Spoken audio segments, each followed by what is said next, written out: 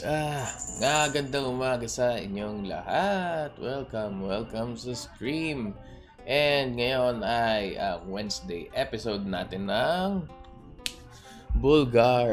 And actually, kakagising ko lang. Yung alarm ko pumutok ng mga 8:50. So ayun, medyo ano pa ako. I'm still a bit sleepy. Teka, adjust natin yung avatar ko at mukhang masyado siyang mataas. There we go. Hello, good morning, Lay. Welcome. Kumain ka na ba? O nagtatrabaho ka na ba? Or nagtrabaho ka ba na hindi kumakain? Ha? So ngayon, meron na naman tayong mga bagong balita. Actually, full screen nga natin ito. There we go. So, by the way, meron pala tayong news. Isang magandang news. For the first time, umabot tayo ng 243 subscribers. So, so that means magkakaroon tayo ng 243 subscriber milestones in the very, very near future. Share ko ba sa Twitter to? Anyway, as always, guys, like, share, subscribe the video para mas marami tayong tawag dito, mga manonood every morning. Oh, hello Benjo, welcome to the stream. Kaka-start lang natin, tama. Congrats on start na ng Who You arc natin, di ba? Nice. So, hindi mo natin patatagalin yan. Hindi mo tayo, teka. Oh, si Alona na dito na. Good morning rin. Pansin niyo ba ang avatar ko medyo floaty siya right now kasi I'm trying Vtuber Studio kasi for the longest time naka PRPR live ako, pero right now medyo floaty siya. Woo! Kasi unlike PRPR live, ito nagre-record ng lumalapit or maatras yung avatar. So pag sumandal ako, pero pag malapit, kinda gets bigger. And yung tracking niya, mas siya. So, nandito rin si Alona, tsaka si Mirey.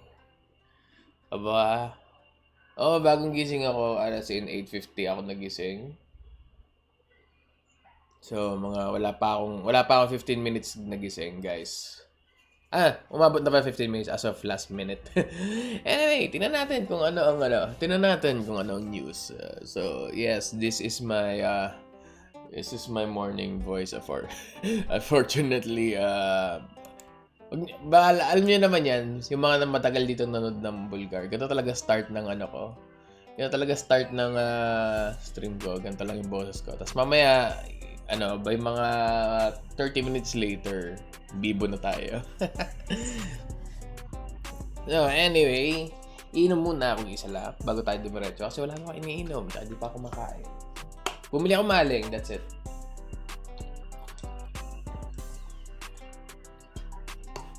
Sa papalang good news, guys. Si Kat is perfectly healthy na. Di ba? Walang Bullgar kahapon. Nung Monday, pero ngayon, healthy na siya. At sayang lang yung punta ko dun sa hospital. As in, pumunta lang ako doon para sabihin, para malaman kung magaling na siya. Normal na lahat ng niya. Wala na siyang infection. Yung reading sa kanya, okay na. Aside from gases sa tiyan niya, na iuutot lang niya. Okay na siya. Wala na siyang problema. Also, by the way, may update ang Among Us. I'm not sure why I got that notification just now. So, yep. Start tayo ng news natin. So, umpisa tayo sa pinaka-stupid na news na nakita ko for this batch of So, this one is a family's pet dog that killed ducks and chickens turn out to be a fox. Paano nangyari yun? Sabi nga nila, paano nangyari yun? Basahin natin ang balita. Sabi, a family's pet dog that angered neighbors by killing and eating ducks and chickens has turned out to be a fox. Okay? So, ang may-ari ng fox is Maribel Soleto. She bought a new pup from a small shop in Lima, Peru, believing that it was a young dog. The animal, which they called Run Run, initially played happily with other pet dogs in the neighborhood. But as it grew up, signs emerged that something wasn't quite right. Run Run, or maybe Run Run, I'm not sure, showed a real passion for chasing and killing ducks and chickens in a move that angered the local community. The pet turned out to be an Andean fox, which has thin legs, a bushy tail, a pointed head, and prominent ears. So Run Run ran away from home a few days ago, and ecological police and officials of the state National Forest and Wildlife Service are now looking for him to take him to a special center or a zoo. We had thought that he was a purebred puppy, said Miss Soleto, who added that her teenage son bought the animal as a pet for the equivalent of $13 about 6 months ago. So 6 months old pa lang tong fox na to. And a lady told us that she had eaten 3 large guinea pigs na na kailangan pabayaran kay Miss Soleto. So, yun. Unfortunately, yun nga, pinaghahanap pa rin yung fox, and hopefully mahanap nila at madalagan nila sa conservation center. So, that is the first news for today. Yun nga, yung kaibigan ko, nung nakwento ko tong news na to sa kanya, sabi daw, this reminds him of yung balita sa China yata yun, or Russia yata yun, na there was a family that bought a pet dog, and it turns out na ano pala siya, it's not a dog but a bear. That one I don't get. This one medyo believable pa na si Zako rin nandito rin pala. Zako rin, welcome to the stream. So nandito si Miring, nandito si Lay, nandito si Benjo, si Alona, and sino pa ba nandito? So, medyo busy ang comment section natin ngayon. So, good morning sa inyo mga guys. So, anong sabi ko tungkol sa news na to? Una, what the fucks? Anyway, sunod doon is sa Peru kasi, di ba sabi sa news na nakapatay siya ng 3 guinea pig. I'm not sure kung yung guinea pigs na pinatay niya is yung livestock kind or yung pet. Pero pag sinabi kasi na large guinea pigs, I'm assuming it's oh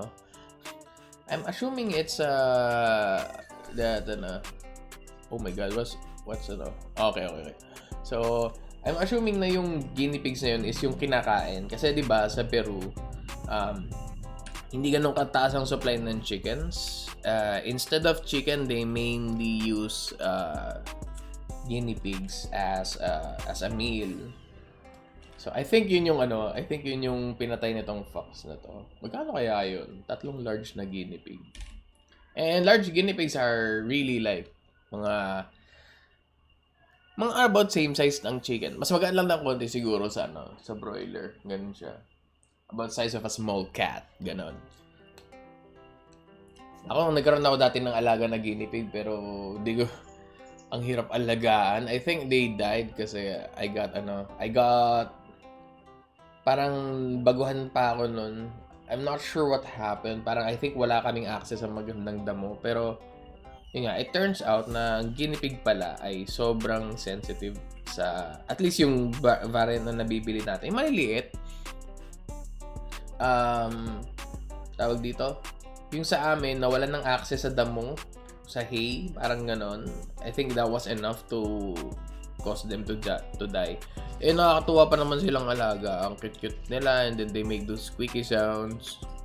Hindi sila nangangagat. Yung guinea pig na roasted, di pa ako nakatikim. Pero if I'd hazard a guess, it would taste a lot like chicken pa rin. Kasi, you know, it's just small meat. I'm not sure. Not sure if it's gonna be any different. And chicken is white meat, di ba? Tama ba? I'm not sure if white meat ang chicken.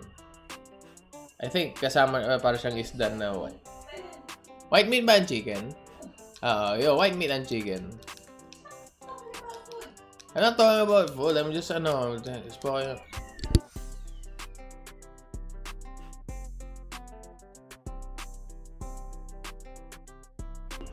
So, ayun. Kung pinapakain namin sa guinea pig dati. Sa amin, yung damo yung galing pa sa, saan yung part ng Saan yung sa Manila ng marami pets? Cartimar, yung parang, yun ang pinaka-divisorya ng mga pets. Cartimar. Yun ang pinaka ko. Oy, si Kenny Chadcuro, nandito rin. Welcome sa stream. Hindi, kaka-start lang namin. Naka-first lang kami. Si Maru, nandito rin, di ba?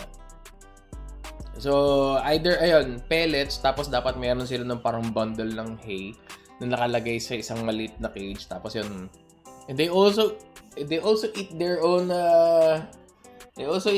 droppings kasi apparently that's normal for guinea pigs. Parang, I'm not sure if nire-recycle nila yung fiber or si Alon, nandito rin yan. Ito na mga bagong gising gang, guys. By the way, it's Wednesday, no? Okay, Wednesday. Iba pa, this is a different Bullgar pala kasi it's Wednesday.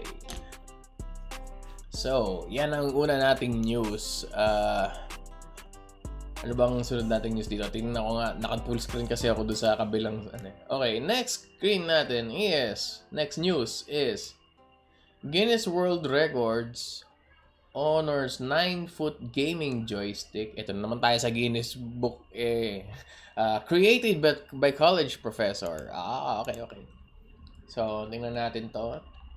Sabi dito, si Mary Flanagan, a Dartmouth college professor, created the giant controller. This controller was in 2006 pa ginawa. After being inspired by playing Atari 2600 video games as a kid, she has now been recognized in the 2022 edition of the record book for the joystick, which is made out of wood, rubber, and steel, and nearly 14 times the size of the classic Atari controller. Si Prof. Flanagan added she wanted to create a device that would encourage people to play with friends, collaborators, or even strangers, rather than just by themselves. She said it takes at least 2 people to operate the joystick and push the button to play classic Atari games such as Centipede and Breakout. To have this common pop culture artifact just erupt in the middle of a space and allow people to play something familiar yet not familiar was exciting, sabi nung gumawa. So in order to play this giant joystick, you would have to, as a player, get someone to play with you because it's impossible to move or to control the game by yourself.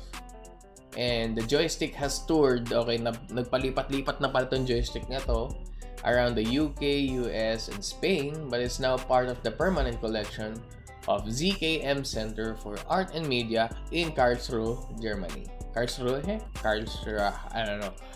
Guinness said Professor Flanagan created the 8-direction joystick with a single red button, and this needs 2 people to operate. Isa dun sa mismong stick, I guess, and then isa dun sa button. She wanted to investigate the idea of collaboration and the sharing of an otherwise single-person gaming experience. Plus, it also focuses on the exploration of the cultural and sociological effects of technology. So, ayun. Well, una, that's a big joystick. Yep. Pangalawa, nakakatuwa naman na nag-effort siya tungkol sa nag-effort siya para sa ganitong uri ng project.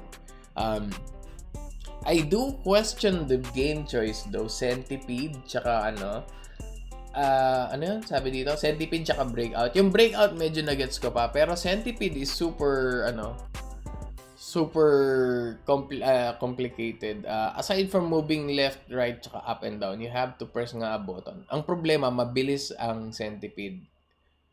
This isn't probably USB connected. This is probably spliced lang. Alam mo yung alam mo yung parang port sa PlayStation, parang ganun siguro. Kasi ang Atari naka-fix lang talaga siya, hindi siya plug and play dati yung mga joystick niya. So I'm guessing the person who made this also scaled that up. Tsaka basta anyway, kung nakapaglaro kayo ng Centipede before, it's not something na you can play with something as heavy as this kasi ang bilis-bilis ng Centipede lalo na pag later levels. Yung etong breakout, madali lang to. Ito yung parang nagpiping-pong ka, you break the bricks with a moving platform na bounces up and down. Yun, okay lang yun. Centipede is anong tamang name set niya ngayon? Blocks? Brick blocks? Arkanoid? Basta alam mo yung meron kang bar sa baba, tapos may tatalbog na bola doon, and then it hits the brick sa taas. No, that's not Centipede pala. Ano pala yun? Breakout pala yun. Yung Centipede is parang... Bali pa yung ko. Centipede is parang siyang Galaga, pero you can move up, down, left, right, tsaka maraming harang. Yeah. So, that's Breakout tsaka Breakout yung pangalan ng Arkanoid dati. Actually. Also, bring back Gossip Girl and K-Zone. Okay, naalala ko yung K-Zone. Gossip Girl hindi masyado. I thought Gossip Girl was a movie. Tsaka iba yung... Ano yung Gossip Girl? Hindi Gossip Girl yung kasama ng K-Zone na pambabae. Sweet something? Fudge, I forgot the name of the other one. So, may parang K-Zone pero Barbie themed. I'm not sure about Gossip Girl. I don't think Gossip Girl is a magazine. Series pala yung Gossip Girl. Mean Girls yung movie, Gossip Girl yung series, tapos yung ha? Gun Girl yung isa pang movie na medyo seryoso. Gossip Girl ba talaga yung magazine? Teka nga, hanapin ko nga saglit sa cellphone ko. Merong same print, teka. Gossip Girl magazine. Talaga? Alam kong Gossip Girl magazine. Teka lang, Wala ako nakitang Gossip Girl na magazine talaga, promise. Hindi yun magazine. Kayo talaga, nag-iimbento na naman kayo ng series kagang aga, no? See, kahit si Kenny Chad Kuro, hindi pa narinig yung Gossip Girl, oh. K-Zone, narinig ko. Shucks. Pero, may naalala ko, may pink theme. Ha?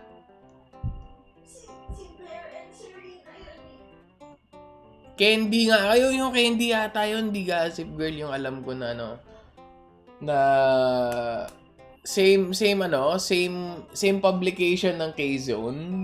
Pero, aimed at young girls siya. Anyway, mamaya ako na po problemahin yung na yan.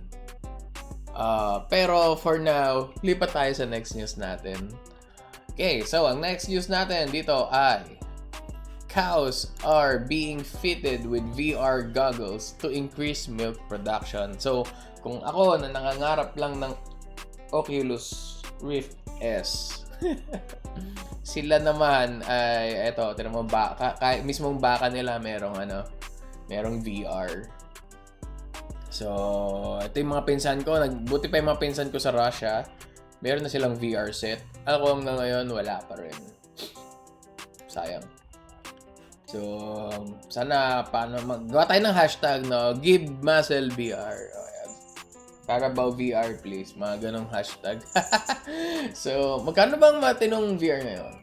Anyway, mamaya na natin pag-usapan yan. Basahin muna natin yung news. So, if you visit the Rus Morocco dairy farm near Moscow in Russia, you may think that you've arrived at a bizarre futuristic film set. Here, cows are supposedly roaming around fitted with VR headsets. So the VR goggles aren't props for a film. Tawag dito, they have been specifically made for these dairy cows to help them relax in order to produce more milk.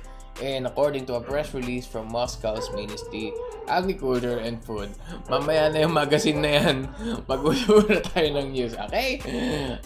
Tawag dito, as many sources reported, the pressing issue of declining milk production led experts from the IT world as well as industry leaders in milk production to work together to find a high-tech solution. That solution was virtual reality, where cows can watch a unique summer field simulation program. According to Agricultural Safety and Health, cows have poor depth perception. So creating a VR landscape that cows could navigate meant researchers has to take into account their higher perception of the color red, but weaker perception of blues and greens. So in order to develop the simulation, researchers considered what contributed to a positive emotional state for cows.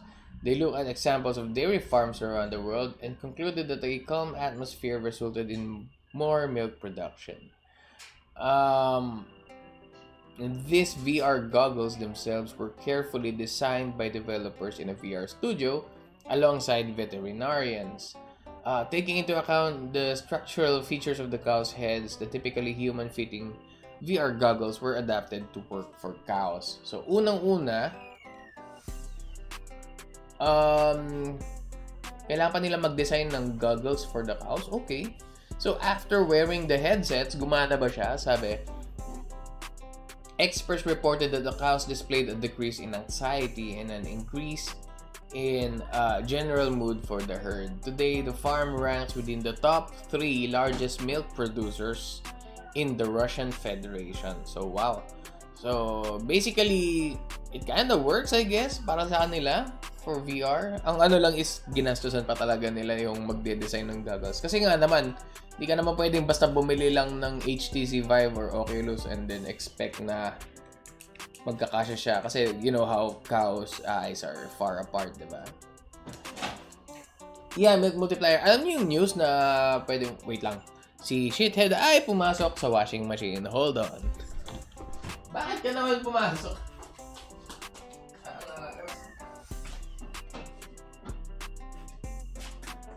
At ayun, natrap na siya sa loob ng washing machine. Okay. So yeah, itong VR headsets are confirmed milky pliers. Confirmed milky pliers sila. Pero mahal nito considering ang cost ng isang or other idea, it's probably one of those cellphone holders. Alam mo yung mga cellphone holders na tig 300, tig 150 pesos sa sa Lazada or sa Shopee. Yung isasaksak mo yung phone mo doon, tapos okay na, paikot-ikot na ako rito, parang nakakanta. Tapos yung mga nasa loob, burner phones lang. Ngayon, magkano lang naman ang cheapy na phone, no? Tapos mag-load ka ng doon, mag-load ka siguro ng mahabang video, like na 360 video na farm. Lagay mo sa YouTube yung 10-hour loop, kung di sila magsawa doon, ewan ko na lang. And they're gonna be happy. Pantanggal, supposed to be pantanggal lang anxiety siya. Pero di ba ang pinakausong application ng VR? At least yung nakikita ko sa YouTube, it's always horror. Di ba? O kaya yung roller coaster. So I'm not sure kung paano pag mali yung na-load nung nag-aalaga, di ba? Parang, ay maling video file pala yung maling platform or maling stage yung na-load ko dun sa VR. Phasmophobia o kaya Elite Dangerous, so why not, di ba? Actually, one of these days. And also, tawag dito, ang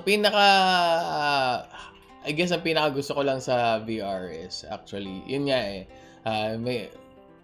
parang pinaka gusto kong itry sa VR talaga is Beat Saber. Gusto ko itry yan. Tsaka syempre, VR chat na naka full body tracking kaysa mouse and keyboard lang. Pero ganyan nga, mga pinsan ko sa Russia, alam niyo, mga pinsan ko sa Russia, kasi Russia is a first world country, and apparently they're rich enough to put VR headsets on cows. Sana Russia na lang ako. Ang pinaka doon, alam mo sa Beat Saber, manonood ako sa YouTube, yung naka first person mode sila, and then you make those weird hand signs sa kunwari naglalaro ka. Meat Saber. Lang may tao sa labas. Anyway, so lipat tayo ngayon sa ating pang-apat na news, which is from something about Russian muscle cars. So hindi na ako hindi na ako kala brother, kala comrades na. Kala comrades. And also, ito final news natin for today, which is this one is from about cows and bulls, from other bullshit naman na nangyari dito. Actually, speaking of 3D models, yun na lang masasabi ko pagdating sa 3D model, 3D version ni Muscle. So, Kala Comrades, so from Kala Comrades, hindi gagana yung comrade sa akin kasi una, I'm not a cow. I'm not also we're a different species. So hindi ako yung domestic cattle na we are from a different genus nga eh. Actually, yun pala isa palang tidbit na is most people sa Twitter na kilala ko, basta yung mga nakikita ko sa Twitter minsan, natatanong, they always associate me with cows. But the thing is, carabao and tamaraw are on a separate genus kumpara sa mga baka. So, they're not even the same species, or subspecies. They're not in the same genus, so they're totally different. Parang sila, siguro same relation as dogs and foxes. Mga ganong kalayo siya. Or cats and cats and lions. Mga cats and lions, ganon. Cats and demons, yun. Ang cats and demons, yun, same species sila.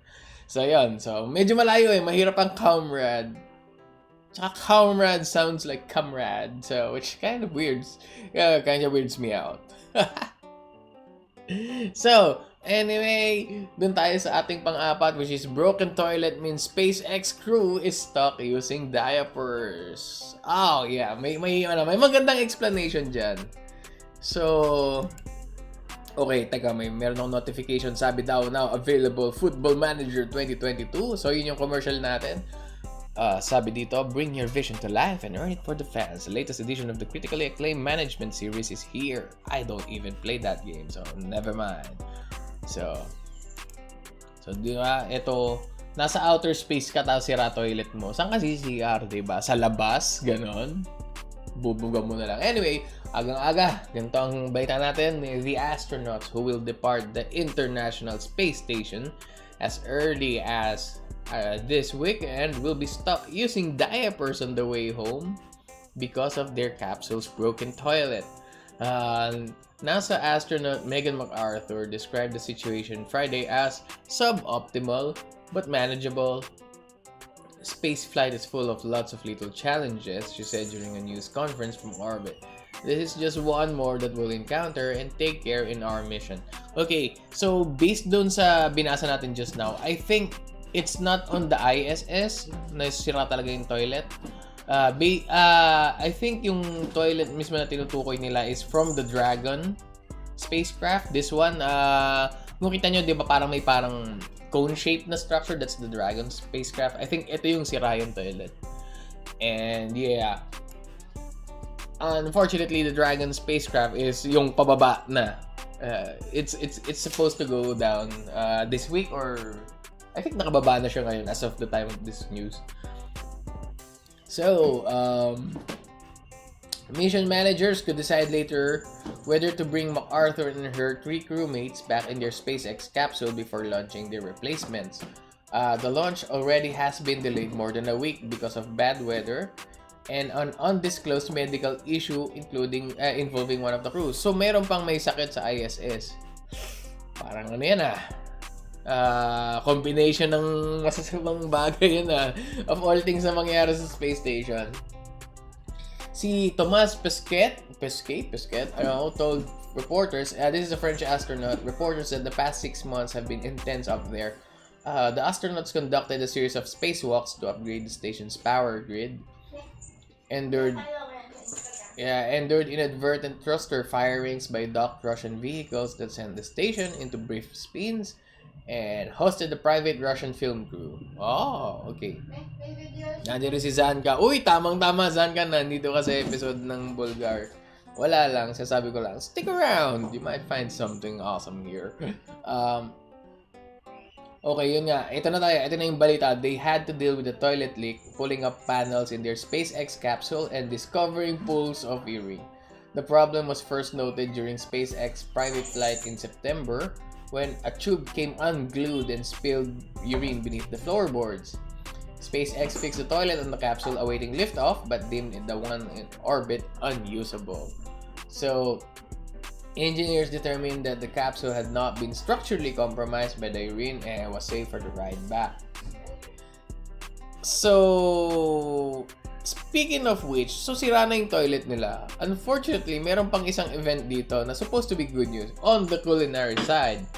Astronauts grew the first chili peppers in space, which is a nice moral boost according to Marco. They got their sample harvest in the past week, adding pieces of green and red peppers to tacos. So supposed to be good news yung they were able to grow plants in the ISS. Ang problema, there was also the time na sira yung toilet sa isa sa mga parts ng ISS. So good luck na lang sa kanila. Good luck na lang sa kanila habang sira toilet nila doon, di ba? Also, di bale, pauwi na naman sila. So, ang mga papauwi na astronauts ay si MacArthur, si Pesquet, si Shane Kimbrough, tsaka si Akihiko Kochide. They have been up in space for over 6 months na. So, and nung April, tama, nandito ako noon, napanood ko to nung nagpunta sila sa SpaceX April 28, tama. Tapos 1 American and 2 Russians will remain on the space station following their departure, while it would be better if the replacements arrived first in order to share tips on living in space. Kimbrough said that the remaining NASA astronauts will fill in the newcomers. So, yun.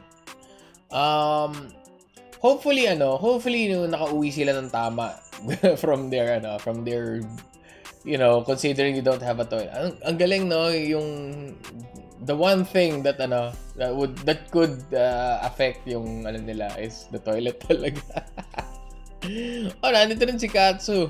Katsu, welcome sa stream. So, as you can see, magulo ang chat. Magulo ang chat section namin, but that's how Bullgar is. Well, a beautiful morning, guys. Ako hindi pa kumakain. Pero di bale, okay lang. Hindi pa ako ganun kagutom. We're gonna have pancakes. Nice. Do I have milk? Kailangan may milk for that. Soy milk. Okay. So, we are gonna have pancakes and maling and soy milk. Nice. Tapos magtatrabaho ako ng marami. Kasi hindi ako nakapagtrabaho nung Monday tsaka Tuesday kasi ako ay may lagnat. Anyway, so that is the final news natin. Well, at least that's the final regular news. Pero syempre, paano pa ang Bullgar kung wala tayong honorary news for our favorite superhero? Na si Florida Man, ang kaibigan ng walang kaibigan, taga-ape ng mga walang ng aape, kalaban ng walang kalaban, at kakampi ng walang kakampi. Ito si Florida Man. So, tingnan natin kung ano ang pinaka-latest na exploit ng ating paboritong superhero. Which is, ready na kayo? Tada! Florida Man tries to rob a Waffle House with finger guns and nabs napkins in his exit. Napakagaling naman ni Florida Man. Palakpakan ko nga. Tingnan natin kung ano tong act of Floridanism niya. Hindi ko masabing heroism. May lang to. So, Florida man has been arrested after attempting to rob a local Waffle House with finger guns and stealing napkins from the local restaurant. On Tuesday, the Madison County Sheriff's Office said a 28-year-old Florida man, so 28 years old fancy Florida man for this particular instance of Madison, Florida, is facing charges for unarmed robbery and assault after trying to rob the restaurant while under the influence of drugs and alcohol. Witnesses at the restaurant told Madison County deputies that Florida man walked into the Waffle House with a small dog, probably his sidekick, gestured his hands into finger guns, and yelled out, "Get on the ground, y'all are getting robbed." Rodriguez then grabbed a handful of napkins and fled the scene. Shortly afterward, Madison County deputies caught up with Florida man at home where he confessed to robbing the restaurant of its napkins, according to the Madison County Sheriff's Office. So, that's a lot to take in. Buti na lang meron siyang napkins. Anyway, unang-una guys, ito pala, safety advisory pala guys. Mag-ingat kayo sa finger guns. Right now, nasa slide ko, nasa aking projector. This is the double barrel handgun which can fire 2 shots per reload. And yun nga. Ganun. Ito na naman kayo guys, itong si Ken nagtatanong na naman bakit? Di ba free naman yung napkin? Alam nyo naman na si Florida man, yung kung ano yung mga motibo niya, it's always beyond our comprehension. We don't know. He moves in mysterious ways. Ganyan si Florida man. He's almost like God, but not immortal and probably not capable of doing a lot of other stuff. Yan. So, ganun siya. Mas siya.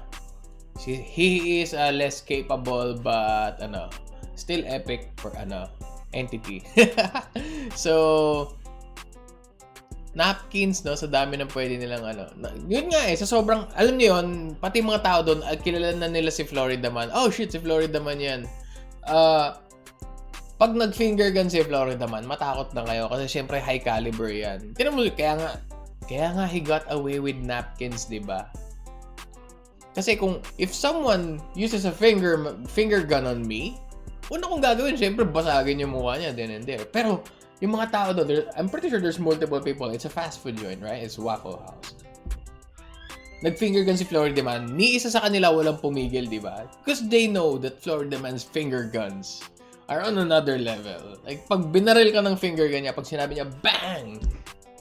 Pati kaluluwa mo butas. Ganun katindi si Florida man. And that's why, and si Florida man, syempre, dahil siya ay isang benevolent superhero, hindi siya naghahanap ng pera. He wasn't there for monetary gain, di ba? Tinetesting lang, parang test of character lang yun. Pumunta lang siya doon, tapos test of character. Oh guys, I'm gonna threaten you with a finger gun. Bang, bang, bang, ganon. Tapos, guys, alam ko may tiwala kayo sa akin na malakas ako. So, as a show of gratitude to you guys, I'm not gonna rob anything from you. I'm just gonna get these napkins and then I'm gonna go away. Diba? So, yan ang pinaka-latest na exploit ni Florida man. Sobrang napakadakila talaga niya, no? Ayun. And that guys, that wraps up yung actual news natin for today. Kasi Florida man news talaga yung pinaka-importante sa Bullgar. Yan ang tunay na balita. So, wala tayong palag kay Florida man, guys. Pag dinrap mo nga sa Apex si Florida man automatic leader na siya, pababa pa lang, di ba? So, anyway, because this is Wednesday, ang ating series this Wednesday ay ang walang iba kundi ang fresh na fresh at bagong imbentong X is canceled. X is canceled tayo. X is canceled, guys. So, X is canceled. Paano ba tong X is canceled na to? Ito ay ang section ng Bullgar kung saan ibubulgar natin ang mga kasalanan ng isang tao Tapos, ika-cancel natin sila. Because of that particularly. Could be tao, could be hayop, could be a Vtuber. I don't know what, I don't know who, I don't know how. Pero tingnan natin, sino ang mga X na to? Sino mga X? Where X is canceled. So, umpisahan natin sa pinakaunang-una nating kakancel ngayong araw na to, which is ang taong tulog pa ngayon, si Nor Laro. Si Nor Laro ang pinakauna natin i-cancel ngayong linggo na to.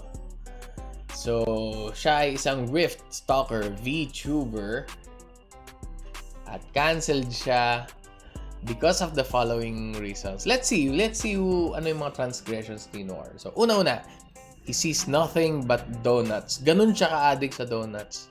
Everyone and everything to him is a donut basically.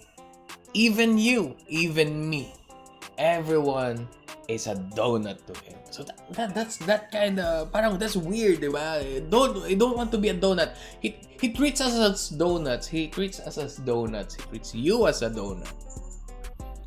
Especially pag kami ay magkakasama, diba? He's always gonna call you a donut. And for that, he is canceled times 1. Sunod, excessive violence against Windows. Kasi ganito yun. Kung naalala nyo kung sino yung pinakaunang member ng canceled list natin, which is si Watage, na may excessive violence on doors. Si Nor Laro naman is guilty of excessive violence against Windows kasi pag pumasok si Watage, dahil sira na yung pinto, papasok ko rin si Nor and he's gonna break the window naman. So, kapag meron kayong bintana at si Nor ay malapit-lapit sa inyo, mag-ingat-ingat na kayo. Mag-ingat-ingat na kayo dahil babasagin nyo yun. He's gonna go there, kick the window, and kasama si Sheep, they're gonna be like, Clearms! Parang ganon. Also, ayun, at dahil doon sa pagsira niya ng victim to Watage's door-destroying ways, we all are, diba? And yun nga, rest in peace sa mga lahat ng pinto at in Nor's case, pati mga bintana. Also, and for that, he is canceled times 2. So, he is cancelled. And third reason kung bakit canceled si Nor Laro is because Nor. No need to further explanation. This is Nor, okay? Si Nor na magaling mag-Warframe at madalas kong kakolab sa Warframe. So, for that, he is cancelled.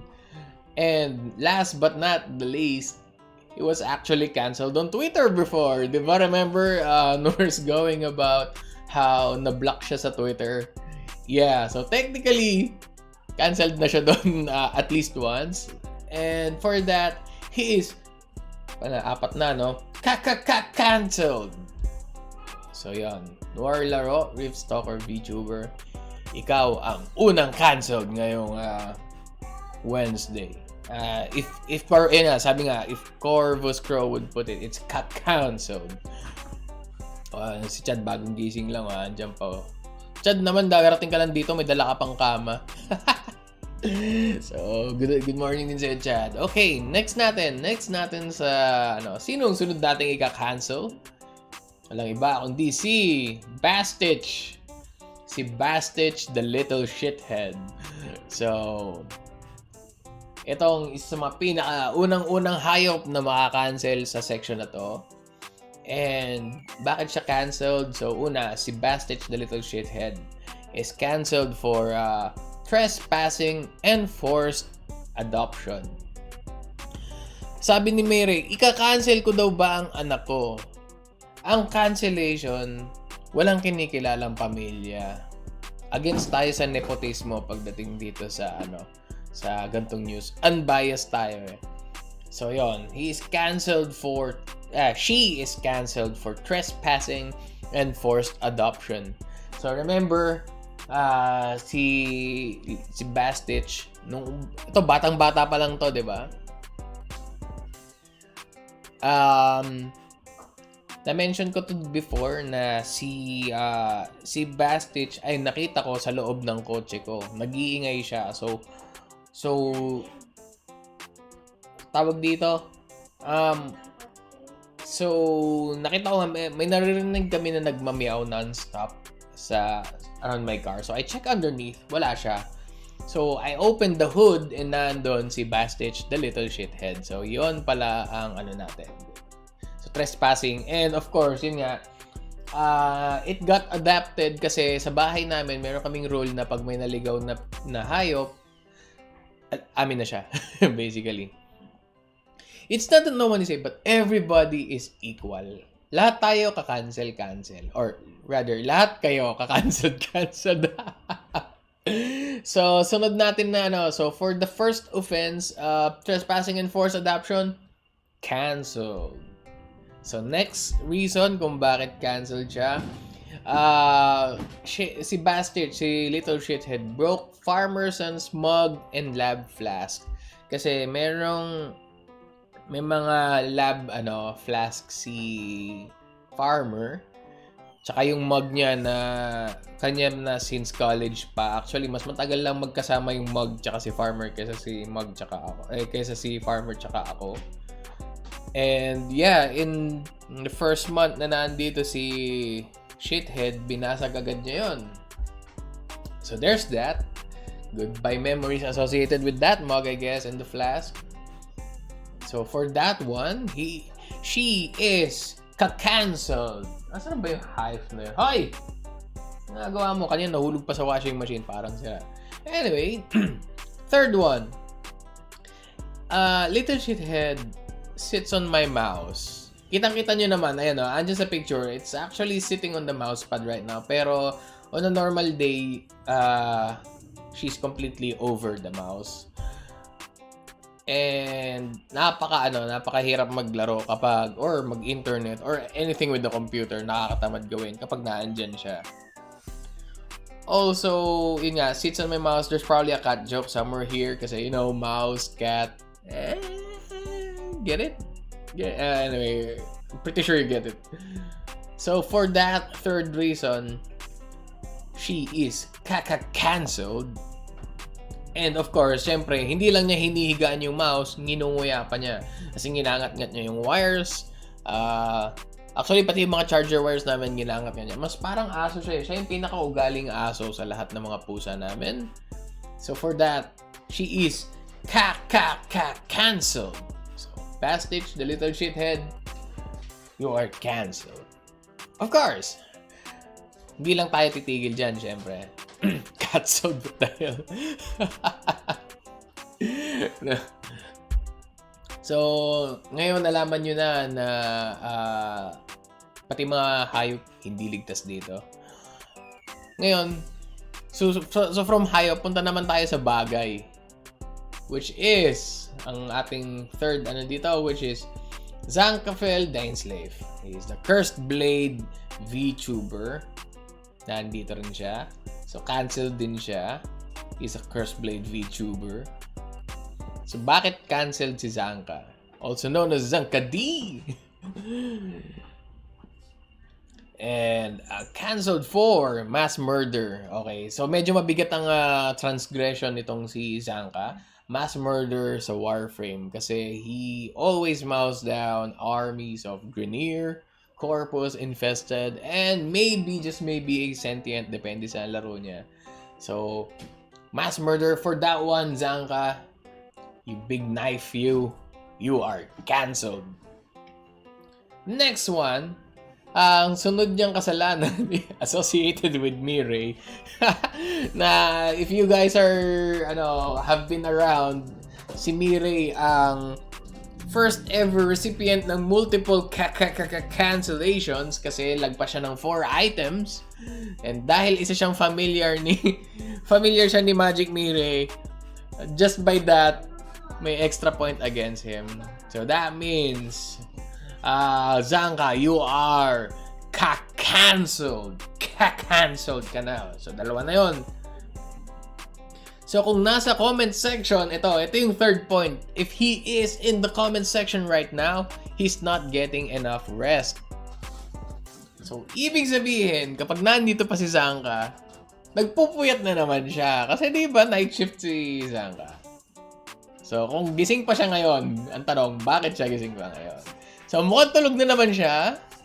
Pero if he was here, it would be theoretical cancel.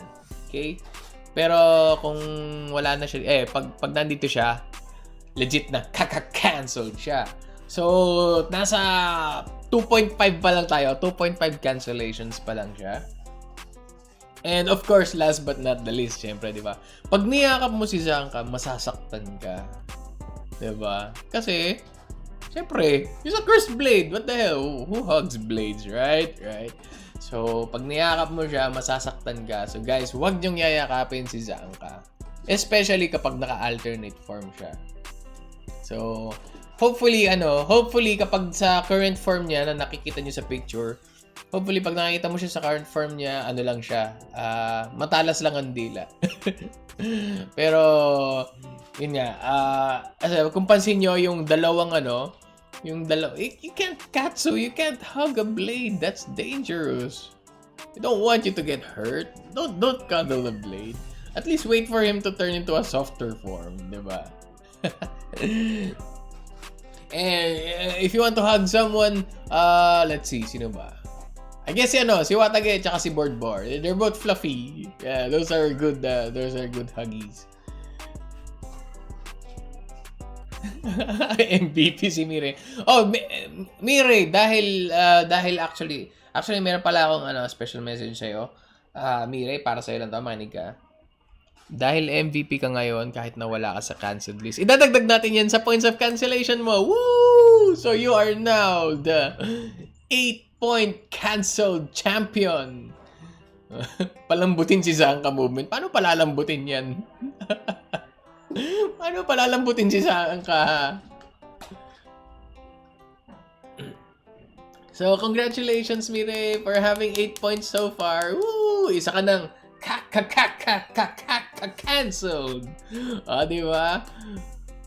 So, next natin, okay, ang final, second to the last natin na canceled ay, of course, ito guys, medyo mabigat tong cancellation na to. I wouldn't put this in the list if I didn't really feel about this. This one is The Nemesis. Okay. Ito, hindi nyo pa alam siguro to. I think si Chad pa lang ang nakakaalam ito. The Nemesis. Isa siyang censored. So, itong si Nemesis takes the form of a young girl and she is cancelled for una niyang point. Oh, si Nemesis talaga. Si Nemesis cancelled siya. Tapos, no image available kasi dark entity siya. Ganun siya ganon. So, si Nemesis takes the form of a young girl and Nemesis is cancelled for no sense of privacy. This eldritch kid has no sense of privacy whatsoever. Wait, which one is that? Your Nemesis? Oh, my Nemesis. Next time na yung sunod mong Nemesis. So, this one has no sense of privacy, as in, kapag may ginagawa ka, makikialam talaga siya. Walang paalam.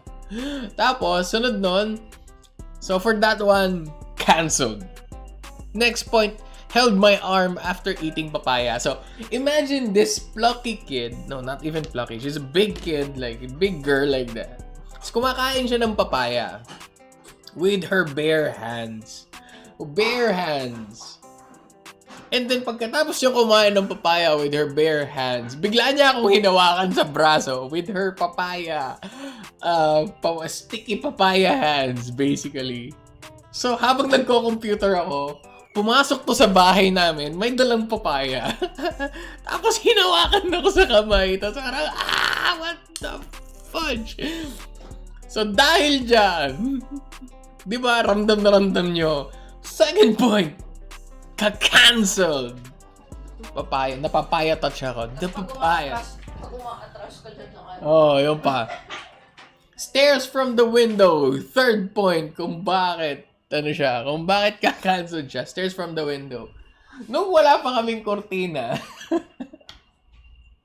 Actually, nung malapit pa sa bintana yung computer ko, makikita mo si Nemesis nakakapit dun sa grills ng bintana. Tapos nakatitig lang sa akin. As in, it's just staring at you while you're on the computer. You're on the computer and this Nemesis is outside from the window staring at you like that. Pero what the hell, di ba? Hindi naman silka papaya yung touch niya. Di bali sana kung silka papaya yun. Ma-improve man lang yung balat kalabaw ko, di ba? So, ayun. So, nampapapaya touch siya, tapos tumititig siya from outside.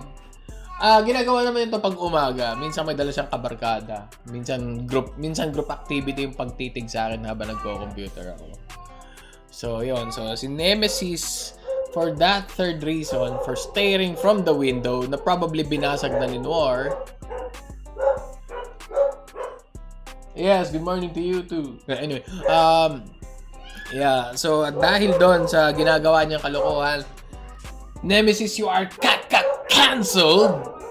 It was same with the dogs there. Kaya cancel din kayo sa susunod na episode, mga aso kayo. Hindi sa akin yung asong yan eh. Anyway, last but not the least, harang siya sa kalsada. So when I am driving out, when I'm going out there in the outside in my car, sumasakay ako sa kapag magpapatras ako, or if as long as you're there, as long as nandun si Nemesis sa kalsada, malaki yung chance na harangan kanya for a good few seconds. Hindi siya andar agad. Kasi, alam ko, people would say, bata pa lang yan, wala pa yung alam. Pero sa totoo, sa loob-loob niya, iniisip niya, I'm gonna inconvenience this son of a bitch. Ganon ang pumapasok sa utak ni Nemesis. So, Nemesis, you eldritch thing, you are cancelled. Cancelled. Nemesis. Of course, dahil alas 10 na, guys, meron tayong final entry. This is a special Bullgar episode, special X's cancelled episode. And that one would be, ang final ay, bakit mo naman nila kasi bigla akong ginino? Full blood sa akin yung ano. Anyway, ito yung final na ka-cancel natin is 243 sub milestone celebration event.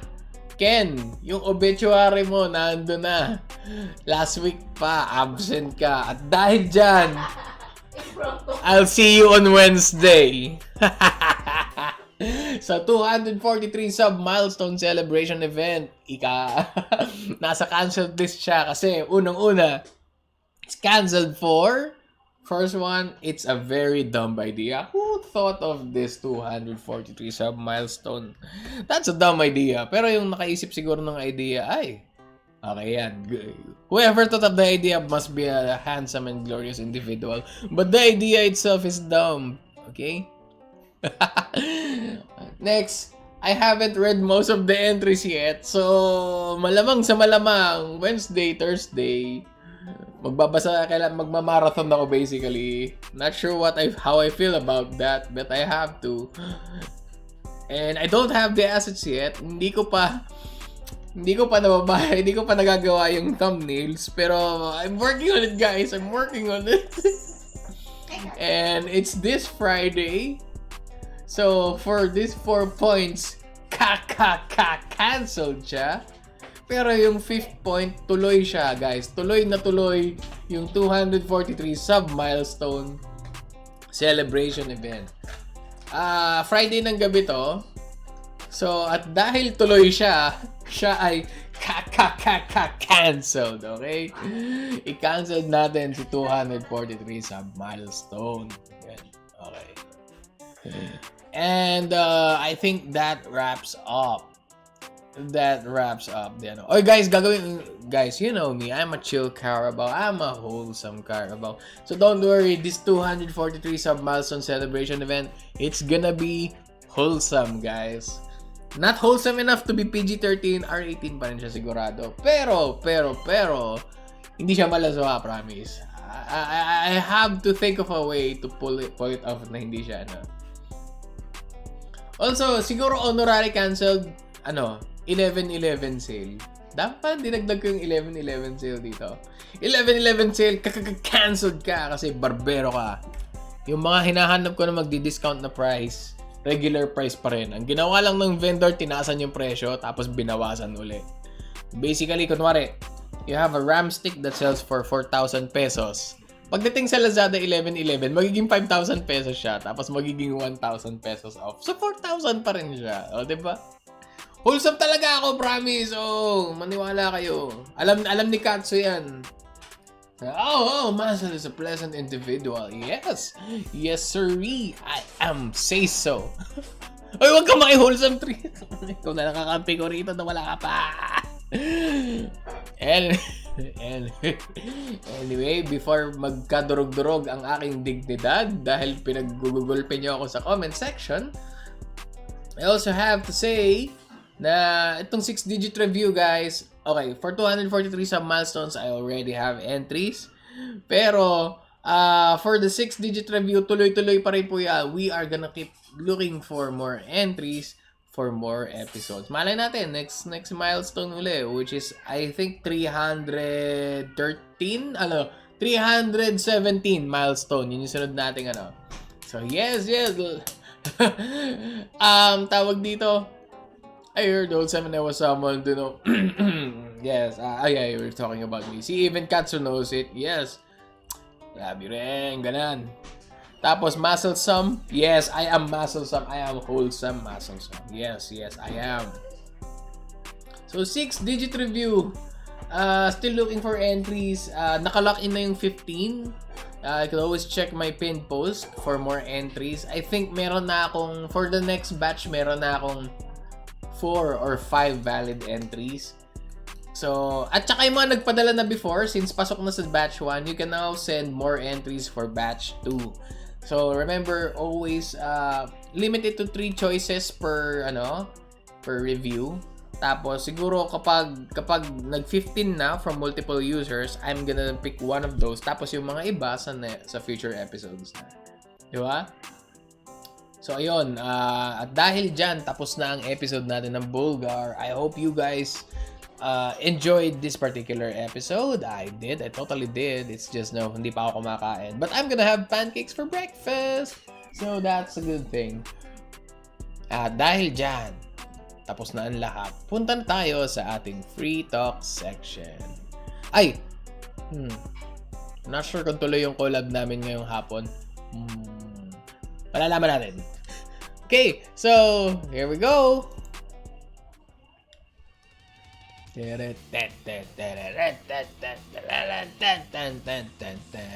Andyan ba pinadala ko? Wala pa dumarating ditong padala. Pa-share ng pancake. Mga ginagawa pa. I think I'm gonna be using bananas to flavor the thing. Marami na nadadagdagan sa St. Peter Gang. Palaki na rin ng St. Peter Gang.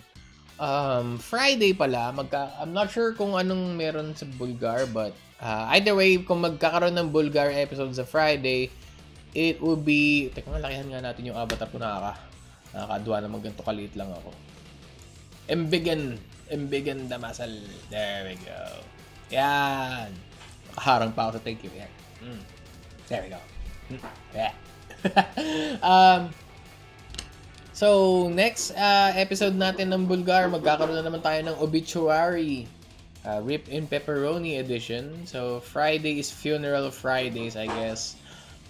So, ang M is Magic Mondays because nandun yung horoscope. Hindi nga lang natin nasabayan kasi hinatid ko si Kat. Wednesday is What the Fuck Wednesdays kasi meron tayong may mga ika-cancel. And Friday is Funeral Fridays kung saan magbibigay-pugay tayo sa mga nadedo. Diba? And mamayang gabi, most likely kung hindi tuloy yung what you call this, yung collab namin ni na Captain, ni Aronaya, at saka ni Okami Kuro, we're gonna be continuing Master Chief Collection, basically Halo MCC Minecraft tuloy yung naisip ko. I'm gonna play another sim game. I'll probably be playing MechWarrior Online later kasi November is dedicated to simulation games. So that would be No Man's Sky, Elite Dangerous, Mech Warrior. If I find something else na simulation game, like fishing. Yeah, fishing. I could, pwede akong mangisda sa Friday. I don't know, no. Pwede akong mangisda mamaya. Pwedeng fishing mamaya. Either Mech Warrior or fishing mamaya kung hindi tuloy yung collab. Pag tuloy, of course, Halo. Halo MCC collection, but basically. Oh, yun nga, mangingisda ako. But actually, you know how fishing games would turn into just like a chat session na background lang yung isda. Si Bangus Donut, yeah. Sa mata ni Noir, isa kang Bangus Donut. Milkfish Donut. Si Katsu ay werewolf donut? Weird donut. Yeah, weird donut. Si Mire is magical donut. Si Lei ay... Lei, ano bang character mo? Di ba? Si Crow is crow donut. Si Maki, hindi ko makita yung ano. Catboy donut. So, mga donut ni Noir. Mga donut ni Noir. Tapos na yung episode. I hope you guys enjoyed. And I'll see you later tonight. Yep, later tonight. I'll see you later tonight. Bye-bye! Wow. Bye-bye. I would wave my hands right now pero hindi pa kumpleto yung pagkarig sa kamay ko. Good night. Goodbye. Bye-bye. Ay, good night ba? Maga pa lang, diba? Yeah, maga pa lang. Asa ba yung end stream button? There it is.